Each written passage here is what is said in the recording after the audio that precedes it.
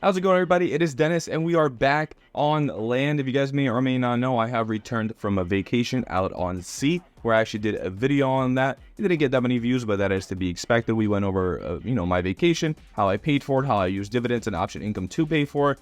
But in general, this is not what this video is about. We are back on land. We're back on making regular timed and regular type videos. And today we're talking about AMDY. As you can see on my screen, we are talking about AMDY.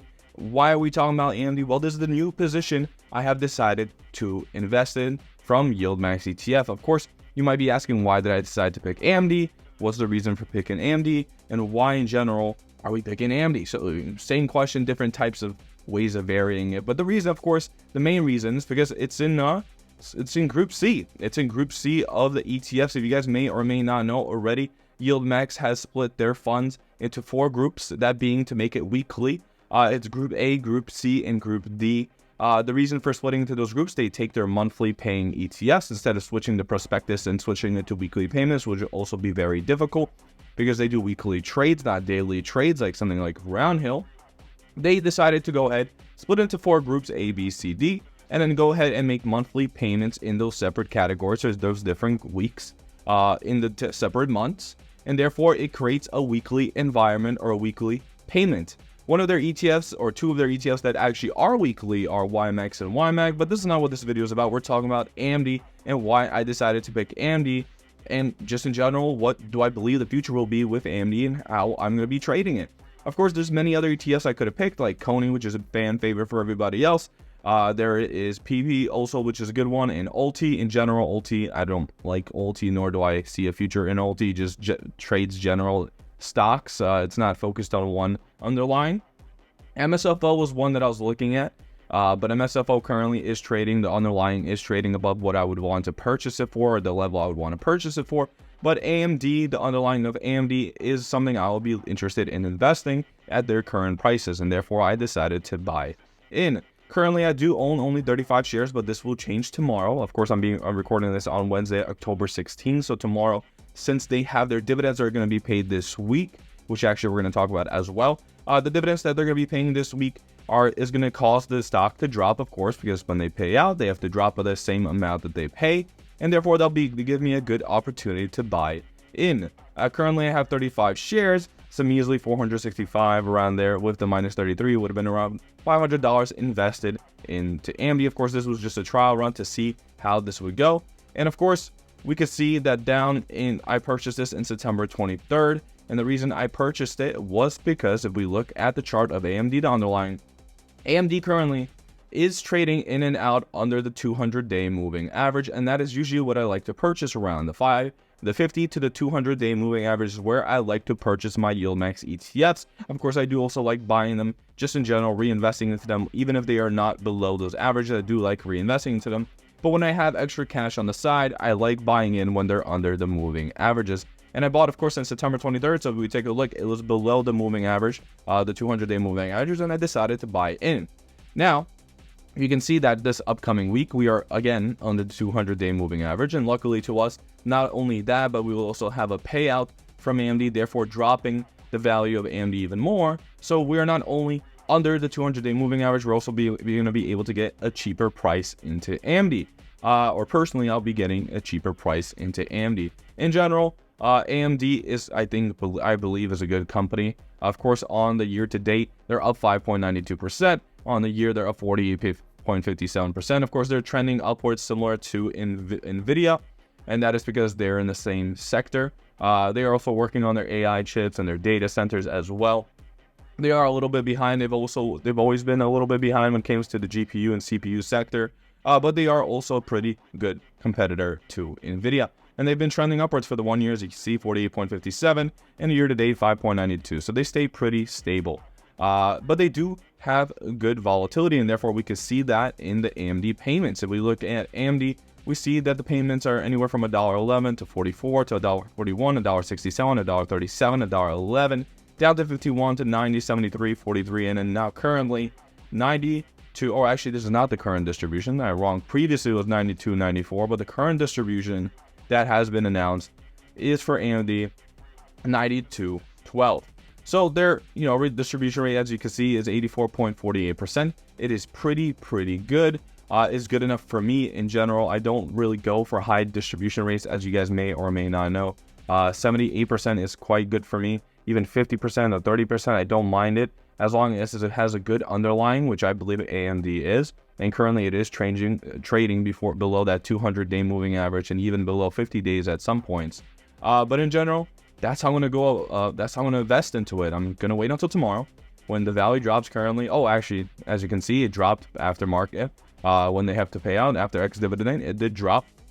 So we're going to go ahead and purchase into it. We're going to buy a couple more shares. You guys can see I have $770 on the side to go ahead and purchase in. I might be adding more as well once I get more income coming in from the outside sources. I might add in more into AMD as well. This is going to be another long-term investment for me when it comes to just the underlying. I think the underlying for this fund is pretty good, especially with YieldMax ETF's new strategy to gain more of the upside. I think this is the perfect time to buy funds that are trading below the 200-day moving average, the 50-day moving average, and in general, 52-week highs. I think it's the best time to go ahead and purchase in. Even with the year-to-date being down 41.98% or $9.63, AMD is still positive. If we look at AMD's dividend-paying history, they've paid $10.64 annually so far from their dividends starting in November 8. Or actually, this is starting the annual dividend, so I'm pretty sure this is starting since the start of the year. They've paid $10.64. So they're down $9.63, but they're up on dividends of $10.64. And especially if you're reinvesting back in, this would technically be a higher payout as well. So pretty good. I think it's pretty good. Of course, the value is dropping, and that makes sense because the strategy they were trading before didn't allow you to capture more of the upside. But since now they've changed their perspectives for YieldMax ETFs, they're able to capture more of the upside. Therefore, I think this is the best chance to go ahead and invest into some of these ETFs that you might not have invested before because they were dropping like this previously. One of them could be Tesla. Tesla, I believe, is a really good investment currently because, you know, they're having all that new inventions. They're all the new products that are coming out with the cyber cab and all that sorts, the cyber van, the robots, and of course the new self-driving system, the 13. It's a perfect time to buy it because now YieldMax has a new prospectus. The new prospectus is that it allows them to trade to go ahead and gain income on the upside once it goes past their contracts. So they're no longer limited. Of course, they still have the downside. The downside is less on the downside compared to AMD, the underlying. That is because they do have that profit coming in from the upside, which cushions the fall down. Of course, it's not dramatic. It doesn't save you like by 2-3%. It saves you by maybe a point, maybe even 1% on the downside compared to the underlying. But still, it is there, and there is that cushion on the downside. And the upside, we now have potential to earn more if the people trading or the managers trading these funds decide to do so. We have the ability to gain more on the upside. But in general, AMD for me is a great investment. It has a high dividend distribution, which I don't really care about. 50 and over, and maybe even 30 and over is fine for me. As we know, QDT doesn't have a high distribution, but I'm still fine with owning it because I don't really mind having those low distributions as long as the underlying is a good stock. We can see $10.64 paid. We stay around the $1 range for payouts. We've been a little bit lower recently, but that is because, of course, the whole tech sector when it comes to AI and chips has slowed down a little bit in volatility. It has stabilized, but in general still continues to be high payments. And even if we get low payments, I don't mind whatsoever. These are still good payments. And especially since I own this ETF and I'll continue to invest in this ETF, we will be able to take the dividends from Group C and throw it into Group D, and then from Group D through into Group A. And the only thing I have left now is for Group B. Of course, we could throw Group A dividends into Group C and do it that way, but Group B is still one of the funds, or still one of the areas I still have not invested into. And when it comes to that, I'm not going to tell you guys yet what I'm looking at. You guys may or may not know, if you guys have looked at my previous video, where my eyes are looking or where my head is at. But currently, I do have one ETF that I'm looking at. I'm going to be probably investing in the coming month or 2 months. Depending, I first want to build up maybe my AMD position before I go into anything else and see how my fund trades based off of that. But once I am able to, get maybe 5-6% portfolio diversity into AMD, I'll decide to look into the Group B ETFs from YieldMax ETF. In general, like I said, I think AMD is a pretty good ETF. We got 92.12 for this week. So we look at the previous payment of 92.94. We're staying around that 90-cent mark. So 92.12 for this week. We also got YieldMax payment, came in a bit lower than expected, under the 20-cent mark, but still not too shabby. 51 0.97% distribution rate, 1747. We can also see my payout for this week from AMD will be $32.24. Of course, I've already put it into my little spreadsheet. We do only have 2 more months left for the year of 2024 when it comes to distributions. But anyways, have to include it, have to put it in there. So $32.24 is what we'll be earning for this month from AMD, or for this week from AMD. Of course, we'll be adding the shares more and more. And then also for YieldMax, we are going to be receiving $53.19. We did add 4 shares onto it, not too much. Actually, let me change this. Go ahead and change this to $1 before that annoys me. But $53.19 is what we earned for this week. Once again, we're down 13.39% compared to the previous week, and with negative 1.54 for the week before, and a negative 6.49 from the week prior. So it seems like our dividends are dipping a little from YieldMax, but we'll see. Well, of course, my shares are also staying the same, so we're not having that compounding effect that most people wanted from weekly payments. We should be starting sooner or later. But in general, that is my views on AMD. That is why I'm deciding to invest into AMD for the long term or foreseeable future. Of course, I might sell out of it, might not. A lot of people are saying chip companies might dip down again. But in general, we could see, like I said, based off my rules for investing when it comes to that, under 200-day moving average, great time to buy. Under 50-day moving average, also a great time to buy. As we had this huge dip over here all the way from July out to August, which was a great buying opportunity. And then over here from August and down to September, also another great buying opportunity. That's usually how, like I said before, I like to trade these funds now. That's only when I had cash on the side to trade. Say I made some income from options and I, want to go ahead and reinvest into something. I look at the charts, make sure, see which one is closest to the 200, to the 50, which one is below it, which one's above it. If it's above it, I don't go into it because I think it's overtraded. Just my general view on how I trade these things. And of course, I always reinvest my dividends, even if it is above or below the moving averages, because that's what's great about these funds. You're able to reinvest and therefore grow every week, every month, your portfolio and your shares, and then gain more per week, per month, per year. But that is all.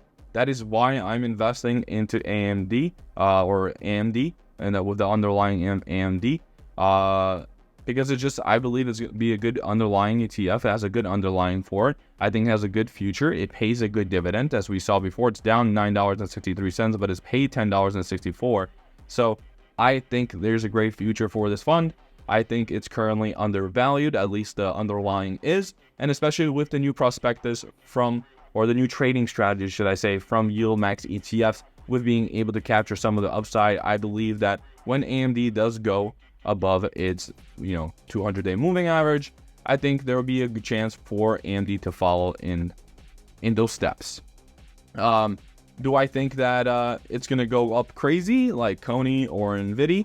Probably not. Will it continue to pay good dividends? I believe so, because it has that volatility, because it's in that AI, in the chip sector, same as Nvidia. So anyways, that has been me. That has been why I'm investing into AMD. That is the ETF that I've been hiding from you guys since September, and why I'm going to be investing into it, why I'm going to be adding more positions into it. And I just want to hear from you guys what you guys think should be my next investment. As you guys can see, should I invest into Group C? Should I get a second one in Group C, since technically right now I have 2 in Group A, 2 in Group D? Should I get a second one in Group C, or should I go into Group B in a month or two? And which one should I pick from Group B? So go ahead down and leave that in the comments. Give me a little bit of your own advice. I'm usually the one making these videos and saying my own opinion, but I want to hear your guys' opinion. What should I do? Should I add another one into Group C? Should I just add more funds into the ones I already own? Or the third option, should I go into, an ETF in Group B? Should I go into GDXY? Should I go into NVDY? Should I go into a reverse fund like DIPS? Give me some of your guys' opinions. I want to hear them. I want to see what funds you guys are trading, what funds you guys own, and why you guys own them, and why maybe I should go ahead and take a look at them myself. But that has been me. I am back on land, back on making regular videos, and we're going to be continuing to talk about all these funds, all these new updates that are going on in this fund space. So that has been me. My name is Dennis. Thank you for watching, and that is why I am investing in AMDY or AMD for the coming future. See you guys next week for the next video.